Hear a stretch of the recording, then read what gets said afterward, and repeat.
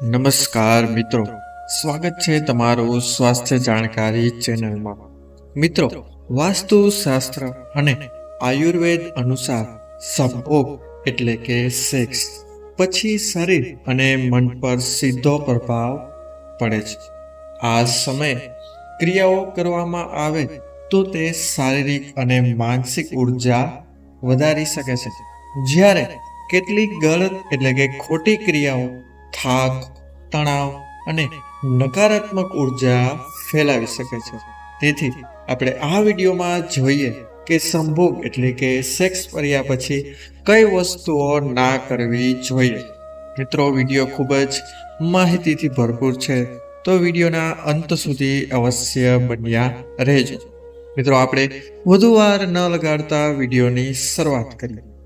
Number 1 પર છે તરત જ પાણી અથવા ઠંડા દ્રવ્યો ના પીવા.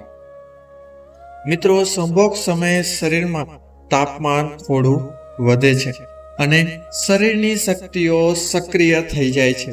જો સંભોગ પછી તરત જ ઠંડુ પાણી અથવા શરબત પીવો છો તો તે શરીરની ઉર્જાને અચાનક ઘટાડી શકે છે, જે પાચન શક્તિ અને રોગ પ્રતિકારક શક્તિ પર અસર કરે છે.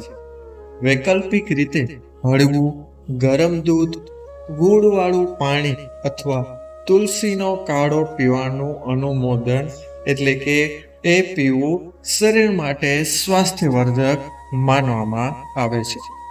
ત્યારબાદ નંબર 2 પર જોઈએ, એ છે તરત જ નહાવું જોઈએ નહીં.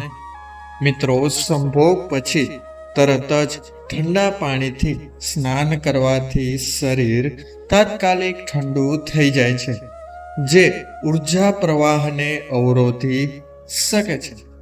આયુર્વેદ અનુસાર શરદી, કમજોરી અને સાંધાના દુખાવા જેવી તકલીફો વધી શકે છે. જો તમે ખૂબ જ ગરમ લાગતું હોય તો થોડો સમય રાહ જુઓ અને ત્યારબાદ નવશેકા ગરમ પાણીથી તમે હળવું સ્નાન કરી શકો છો. પરંતુ સંભોગ કર્યા બાદ તરત જ ઠંડા પાણીથી ક્યારેય નહાવું જોઈએ નહીં. ત્યારબાદ નંબર 3 પર આવે છે તરત જ ઊંઘી ના જવું.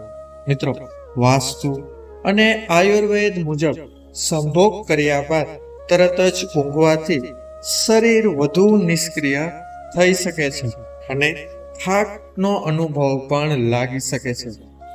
ઉર્જાના સ્તરને સારો રાખવા માટે થોડીવાર શાંત બેસવું અને ધીમે ધીમે શ્વસન પ્રક્રિયા કરવી અથવા પાર્ટનર સાથે હળવી વાતચીત કરવી સૌથી શ્રેષ્ઠ માનવામાં આવે છે. જો શક્ય હોય તો થોડા સમય પછી જ ઊંઘવું, જેથી શરીર સહજ રીતે સમતોલન પામી શકે. ત્યારબાદ નંબર 4 તરફ આગળ વધીએ, એ છે તરત જ ઉપવાસ ન રાખવો અથવા તો ભૂખ્યા ન રહેવું. મિત્રો, સંભોગ પછી શરીરમાં ઉર્જા અને પોષક તત્વોની જરૂરિયાત વધી જાય છે. જો તમે તરત જ કંઈ નહીં ખાઓ એટલે કે કંઈ ખાશો નહીં તો તે કમજોરી અને થાકમાં પરિવર્તન થઈ શકે છે. ખાસ કરીને શુક્રધાતુ માટે ફાયદાકારક હોય એવા ખાદ્ય પદાર્થો જેવા કે દૂધ, બદામ, ખજૂર, ગોળ અને ઘીનો ઉપયોગ કરવો સૌથી શ્રેષ્ઠ રહેશે. ખૂબ ભારોળી ખોરાક ટાળવો એટલે કે જે ખોરાક પચવામાં ભારે હોય તેવો ખોરાક ટાળવો જોઈએ. તેના બદલે પૌષ્ટિક અને સાત્વિક આહાર લેવો જોઈએ. નંબર 5 જોઈએ તો મિત્રો, એ છે તરત જ ઝઘડો, તણાવભરી ચર્ચા અથવા નકારાત્મક વાતચીત ન કરવી. મિત્રો, વાસ્તુ અનુસાર સંભોગ પછીનો સમય શાંતિ અને માનસિક સંતુલન માટે ખૂબ જ જરૂરી હોય છે. જો આ સમયે ઝઘડો અથવા તણાવભરી ચર્ચા કરશો તો તે ઉર્જાને નકારાત્મક દિશામાં વાળશે અને ભવિષ્યમાં સંબંધ પર ખરાબ અસર પાડી શકે છે. આ સમય હળવી પ્રેમભરી વાતચીત અથવા મૌન આનંદ માણવો વધુ સારા સંબંધ માટે સહાયક બને છે. ત્યારબાદ આગળ જોઈએ નંબર 6. તો મિત્રો એ છે તરત જ ભારે મહેનત કે વ્યાયામ ના કરો. મિત્રો સંભોગ પછી શરીર આરામની સ્થિતિમાં હોય છે. જો તમે તરત જ ભારે કામ કરશો અથવા વ્યાયામ કરશો તો તે થાક અને કમજોરી લાવી શકે છે. આથી થોડો આરામ કરવો અને હળવું ચાલવું અથવા શાંતિથી બેસવું સૌથી ઉત્તમ માનવામાં આવે છે. તો સંભોગ કર્યા પછી શરીર અને માનસિક શાંતિ માટે કોઈ ભારે પ્રક્રિયા ન કરવી જોઈએ અથવા તો કોઈ પણ જાતની કસરત અથવા ભારે વ્યાયામ પણ ના કરવો જોઈએ.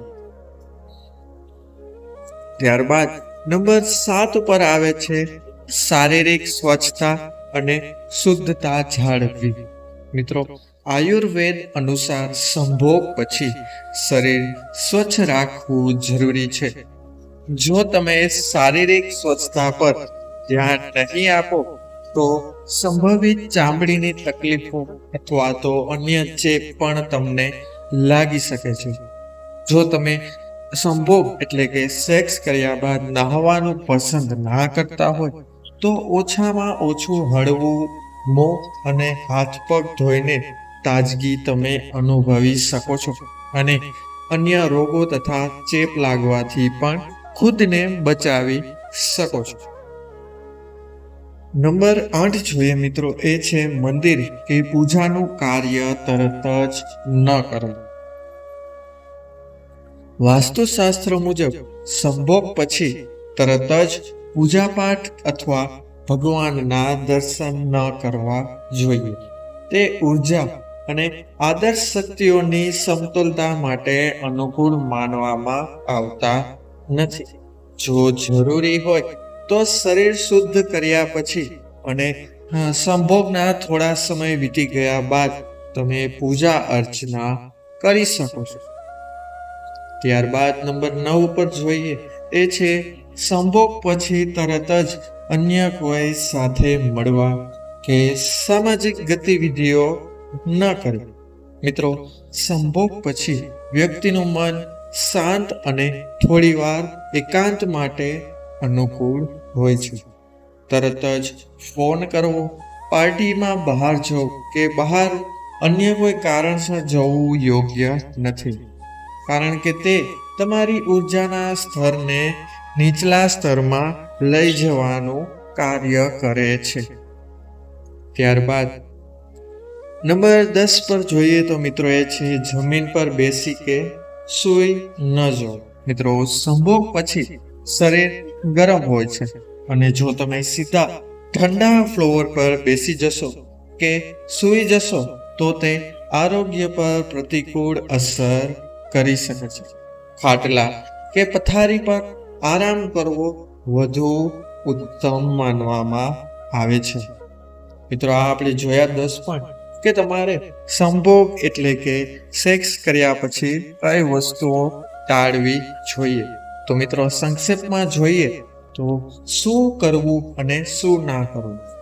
સેક્સ કર્યા બાદ શું કરવું તો કે હળવું ગરમ દૂધ અથવા તુલસી ગૂળ વાળું પાણી પીવું. ત્યારબાદ તમે હળવું આરામ કરો છો અને શારીરિક સ્વચ્છતા જાળવવી, હળવી અને સકારાત્મક વાતચીત તમારા પાર્ટનર સાથે કરવી અને સેક્સ કર્યા બાદ પૌષ્ટિક આહાર લેવો. હવે મિત્રો જોઈએ કે તમારે સેક્સ સંભોગ કર્યા બાદ કઈ વસ્તુ ના ટાળવી એટલે કે ન કરવી જોઈએ. એ છે તરત જ ઠંડુ પાણી ન પીવું કે ઠંડા પાણીથી નાહવું. બીજું છે તરત જ ઊંઘી જવું અથવા ભારે કામ ન કરવું. ત્રીજું છે ઝઘડો, તણાવભરી વાતચીત, ચર્ચા કે નકારાત્મક વાતચીત ના કરવી. ત્યારબાદ છે તરત જ પૂજા કે ધાર્મિક પ્રવૃત્તિ ના કરવી. મિત્રો, આ નિયમો માત્ર વાસ્તુ અને આયુર્વેદિક દ્રષ્ટિએ આરોગ્ય અને સુખી જીવન માટે ઉપયોગમાં લઈ શકાય છે. મિત્રો, જો તમે આ વાતોનું પાલન કરશો તો તમારું આરોગ્ય અને સંબંધ બંને વધુ મજબૂત બનશે અને તમે તમારા પાર્ટનર વચ્ચે પણ પ્રેમ ખૂબ જ લાંબા સમય માટે જળવાઈ રહેશે. તો મિત્રો, આ હતી માહિતી કે સંભોગ કર્યા બાદ તમારે કઈ વસ્તુઓ ના કરવી જોઈએ અને અંતમાં આપણે એ પણ જોયું કે તમારે કઈ વસ્તુઓ તમે કરી શકો છો. તો મિત્રો, જો આ વિડીયો તમને પસંદ આવ્યો હોય અને આ માહિતી ઉપયોગી લાગી હોય તો વિડીયોને લાઈક અવશ્ય કરજો. આ ઉપરાંત અન્ય ઉપાય પણ જો તમારી પાસે હોય તો કોમેન્ટ બોક્સમાં અવશ્ય જણાવજો. સાથે અમારી ચેનલને સબસ્ક્રાઇબ કરવાનું ભૂલશો નહીં તથા બાજુમાં આપેલા બેલ આઇકન બટનને પણ અવશ્ય દબાવો જેથી અમારા નવા વિડીયોનું નોટિફિકેશન તમને મળી રહે અને તમને અમારા વિડીયોની માહિતી મળતી રહે. તો બસ મિત્રો, આજના વિડીયોમાં અહીં સુધી. મળીશું હવે નવા વિડીયો સાથે, નવા ટોપિક સાથે અને નવા જ આવા જ્ઞાનભર્યા વિડીયો સાથે. ત્યાં સુધી બધાને મારા હર હર મહાદેવ, જય શ્રી રાધે કૃષ્ણ, જય માં બુટ ભવાની. બધા લોકોએ વિડીયોને અંત સુધી જોયો તે બદલ બધાનો ખૂબ ખૂબ આભાર. બધાનો ખૂબ ખૂબ ધન્યવાદ.